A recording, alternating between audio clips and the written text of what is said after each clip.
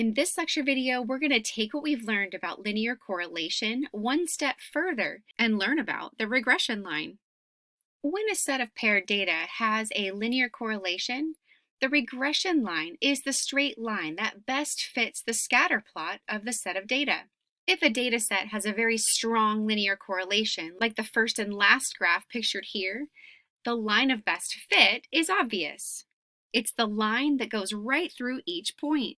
However, if the linear correlation isn't quite as strong, the line might cross through some of the points, but not all of them. It's more of a line of best fit rather than perfect fit.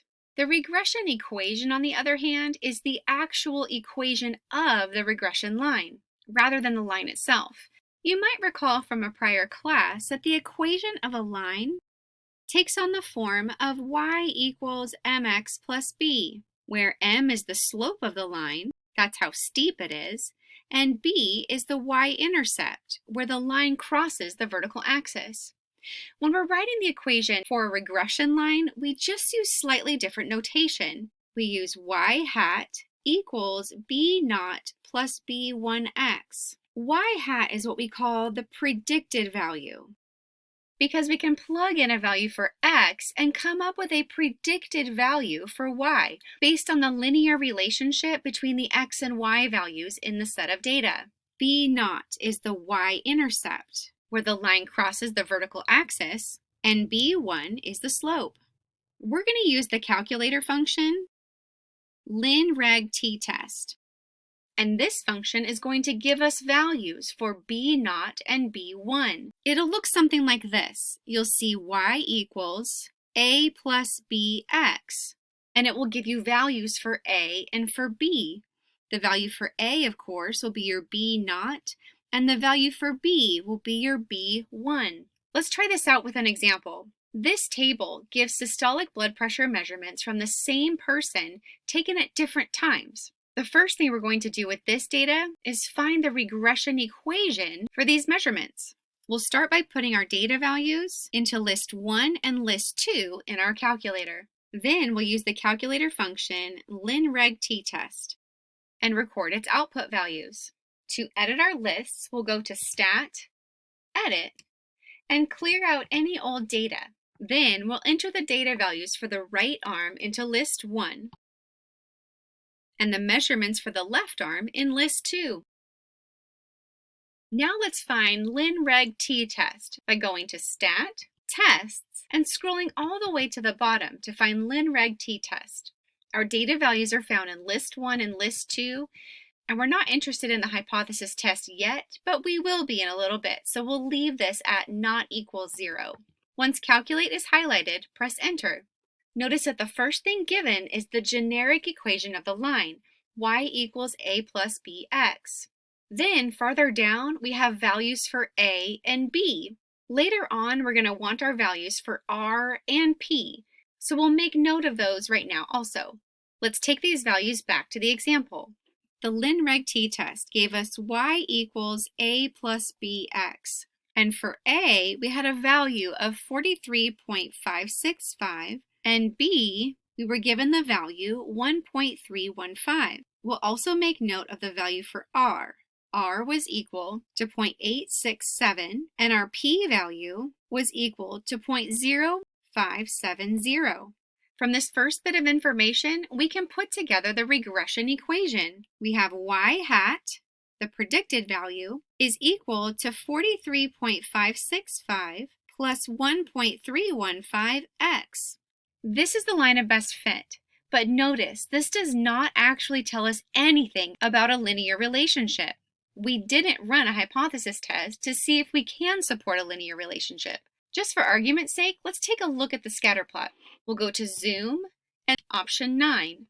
Looking at the scatter plot, it appears that there could be a linear relationship, a positive linear correlation at that, but it doesn't seem to be very strong. And with only 5 data values, it definitely doesn't seem certain. So we would need to run the hypothesis test to see if we can support a linear relationship. That's exactly what we'll do in part 2.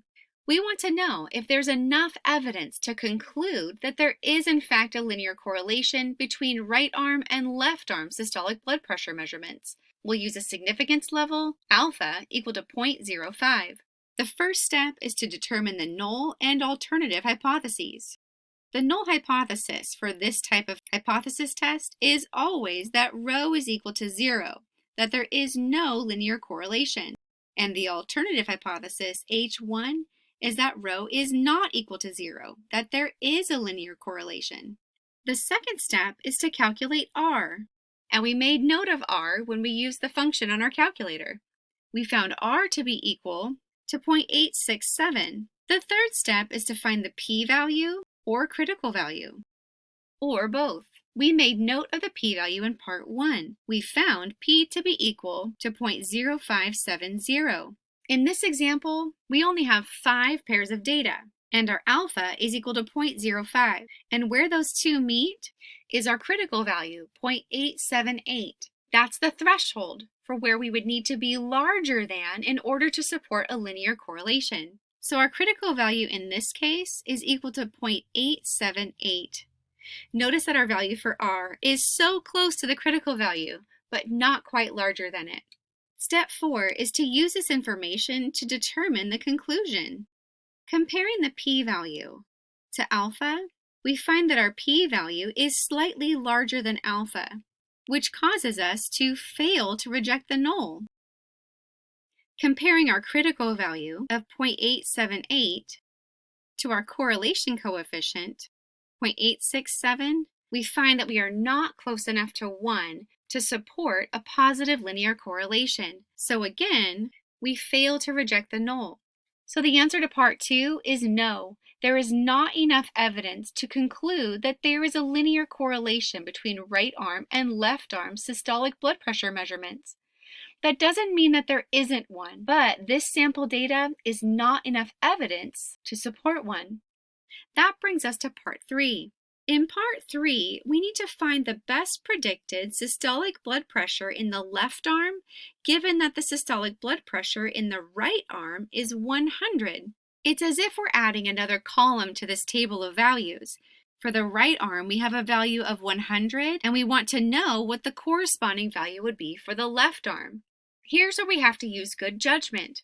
If we had found that the regression equation was a good model, in other words, there is a linear correlation, then we could use that equation to predict the value for the left arm. That is, we could use this value for x to help us find the value for y. However, if the equation is not a good model, like in this situation, don't use it. The mean becomes our best predictive value. Since our regression equation is not a good model for this data set, we will use the mean of the left arm values as our prediction. We had our left arm values in list 2 in our calculators, and we could use one variable statistics, one var stats, to calculate the mean. And since there's only 5 values, it might be just as quick to add them up and divide by 5. Either way you choose to calculate this, we find the mean of the left arm values is equal to 163.2. So that becomes our best predictive value for the systolic blood pressure of the left arm, regardless of what the value was in the right arm. Let's take a look at a second example. In this example, we are given CPI, the Consumer Price Index, compared to the cost of a slice of pizza. Part 1 of this example asks us if there's a linear correlation between CPI and cost of a slice of pizza. And we'll use a significance level of 0.05 for our hypothesis test. The first step, as always, is to determine the null and alternative hypotheses. The null hypothesis is the statement that rho is equal to 0. That is, there is no linear correlation. And the alternative hypothesis is the opposite, that rho is not equal to 0, that there is a linear correlation. The second step is to calculate R. Let's do that with our calculators. We need to begin by entering our data values into our lists. We'll go to Stat, then Edit, and clear out the data from the previous example. We'll list our CPI values into List 1, and our values for the cost of a slice of pizza into List 2. Now we can use our lin-reg t-test. We'll go to Stat, Tests, and towards the bottom we'll select lin-reg t-test. Our data values are in list 1 and list 2, and we want not equals to 0 highlighted to represent our alternative hypothesis. Once we have calculate highlighted, we'll press enter. Scrolling down, we can find our value for R, 0.985. We are also given our value for P. Our P value is 3.3 times 10 to the negative fourth. Since we have our data values in our lists, let's take a look at the scatter plot. We'll go to Zoom and then select option 9 for Zoom Stat. Those data values look like they do have a positive linear correlation. They're not in a perfect straight line, but they do seem to be following the pattern of a line. Let's take our values for R and P back to the example and see if we can confirm this relationship. We found our value for R to be 0.985, and we found the P value to be 3.26 times 10 to the negative fourth.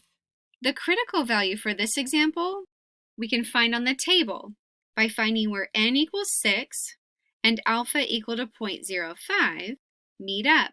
We find our critical value to be 0.811. This is enough information for us to determine the conclusion. Comparing our p-value to alpha, we find that our p-value is much smaller than alpha. We have 0.0003 compared to 0.05. Comparing our correlation coefficient R to the critical value, we find the size of our value for R is greater than our critical value. We have 0.985 compared to 0.811. No matter which comparison you make, the conclusion is the same. We reject the null. And since we've rejected the null, our concluding statement becomes, yes, there is evidence to support a positive linear correlation. Now let's take a look at part 2. In part 2, we are asked to find the best predicted cost of a slice of pizza when the consumer price index is 182.5. This time, the regression line is a good model for the data set, so we can use the equation of the line to find the predicted value.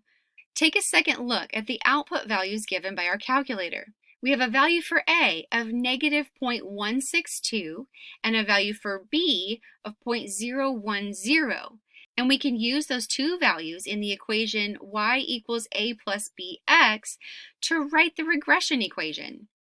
That is, we have y equals A plus bx, where A is equal to negative 0.162 and B is equal to 0.010. Putting these together, we have our equation for predicted value. Y hat is equal to negative 0.162 plus 0.010x. Since this time the linear regression equation is a good model, let's use it. We are given a value for the CPI of 182.5. So that's our value for x. X is equal to 182.5. Substituting that into our equation, we have y hat is equal to negative 0.162 plus 0.010 times 182.5. Putting this into our calculator and using good order of operations, we find y hat is equal to 1.66. That is, when the CPI is 182.5, we predict that the cost of a slice of pizza is $1.66. When we're making these types of predictions, there's a couple things to be careful of. First, make sure that the line fits well. We can actually do that with our calculator and make sure the equation that we wrote determines a line that fits our data. Start by pressing the Y equals button in the top left corner of your calculator. Then, next to Y1, type in the equation of the line, negative 0.162 plus 0.010x. Now, when you go to Zoom and then Zoom Stat, you'll see the scatter plot and the regression line. We can see that our line does fit the data very well. The second thing to be sure of is that R does indicate a linear correlation. If there's not a linear correlation, then it doesn't make any sense for us to use the equation of a line to make predictions. And finally, check that the value that you are predicting is within the bounds of the data. or at least not much past it. Our line of best fit is based on the sample data that we have, and we don't have information about what happens farther to the left or farther to the right from this data, values that are higher or lower. So it makes sense to predict values that are within the bounds of the sample data, and if we are above or below, let's make sure we're not too far away from it. For this example, we had the X value of 182.5. And going back to part 1, notice that 182.5 fits within the bounds of our sample data. So it should follow the pattern nicely. That concludes this lecture video, where we added the idea of the regression line to our conversation of linear correlation.